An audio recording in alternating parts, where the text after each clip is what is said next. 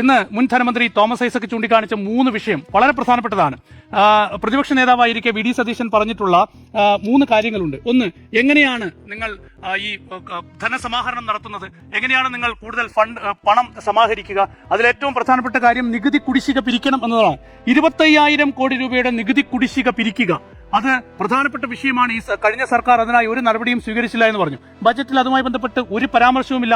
സ്വർണത്തിന് മേലുള്ള നികുതി ഇപ്പോൾ 600 കോടി രൂപയാണ് കിട്ടിക്കൊണ്ടിരിക്കുന്നത്. അത് 1,500 കോടി രൂപ അതിൽ നിന്ന് ഈടാക്കാൻ കഴിയും എന്ന് പ്രതിപക്ഷ നേതാവായിരിക്കെ വി ഡി സതീശൻ പറഞ്ഞു. ഇന്ന് അതുമായി ബന്ധപ്പെട്ട് എന്തെങ്കിലും പറഞ്ഞിട്ടില്ല. അപ്പോൾ നമ്മൾ നോക്കൂ, പ്രതിപക്ഷ നേതാവായിരിക്കെ പറഞ്ഞിട്ടുള്ള കാര്യങ്ങളൊന്നുമല്ല. മറ്റൊരു പ്രധാനപ്പെട്ട കാര്യം പറയാം. പൊതുമേഖലാ സ്ഥാപനങ്ങൾ 78,000 കോടി രൂപയുടെ സ്ഥിര ബാധ്യതയാണ് പൊതുമേഖലാ സ്ഥാപനം എന്നാണ് തമിഴ്പത്രത്തിൽ ചൂണ്ടിക്കാണിച്ചുകൊണ്ടിരുന്നത്. അപ്പോൾ പൊതുമേഖലാ സ്ഥാപനങ്ങൾ എന്താണ് ഈ സർക്കാർ ചെയ്യാൻ പോകുന്നത്? അപ്പോൾ അതുമായി ബന്ധപ്പെട്ട ക്ലാരിറ്റി ഇല്ല എന്നുള്ളതാണ്. അതുപോലെ തന്നെ ഓരോ വകുപ്പുകളുടെയും പ്ലാൻ നോക്കൂ. ഇപ്പൊ കാർഷിക മേഖലയ്ക്ക് ഇക്കഴിഞ്ഞ ജനുവരിയിൽ ധനമന്ത്രി ആയിരുന്ന KN ബാലഗോപാൽ അനുവദിച്ച തുക എന്ന് പറയുന്നത് 2,071.95 കോടി രൂപയാണ് നീക്കിവെച്ചത്. അതൊരു ഫുൾ ബജറ്റ് ആയിരുന്നു.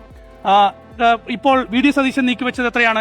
1,534 കോടി രൂപ. ഗതാഗത മേഖലയ്ക്ക് നോക്കൂ, 1,871 കോടി രൂപയാണ് മുൻ ബജറ്റ് നീക്കിവെച്ചത്. ഇപ്പോൾ 1,578 അത് ചുരുങ്ങി. വിനോദസഞ്ചാര മേഖലയ്ക്ക് നോക്കൂ, 413 കോടി രൂപയാണ് മുൻ ബജറ്റ് നീക്കിവെച്ചത്. ഈ ബജറ്റിൽ നോക്കൂ, അത് 325 കോടി രൂപയായി കുറഞ്ഞു. മത്സ്യബന്ധന മേഖലയ്ക്ക് ഒരുപാട് വികസനമാണല്ലോ മത്സ്യബന്ധന മേഖലയ്ക്കായി നീക്കിവെച്ചു എന്ന് പറയുന്നത്.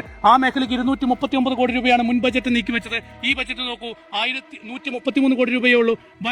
വനം പരിസ്ഥിതി മേഖലയ്ക്ക് നോക്കൂ, 288 കോടി രൂപ ബാലഗോപാൽ നീക്കി വെക്കുമ്പോൾ 243 കോടി രൂപയേ ഉള്ളൂ വി ഡി സതീശന്റെ ബജറ്റ്.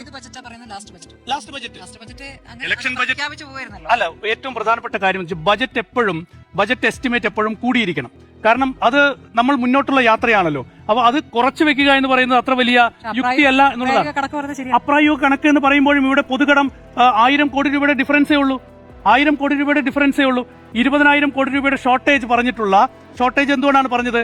കേന്ദ്രം റവന്യൂ കമ്മി ഗ്രാന്റ് അത് കുറച്ചിട്ടാണ് പറയുന്നത്. അതെ, റവന്യൂ കമ്മി ഗ്രാന്റ് കൊണ്ട് 20,000 കിട്ടാത്തത് കൊണ്ട് അത് കിട്ടുമെന്ന് പ്രതീക്ഷിച്ചുകൊണ്ട് കൂടുതൽ പദ്ധതി പ്രഖ്യാപിച്ചു എന്ന് പറയുമ്പോഴാണ് ഈ വലിയ വ്യത്യാസമില്ലാത്ത സാഹചര്യമുണ്ട്.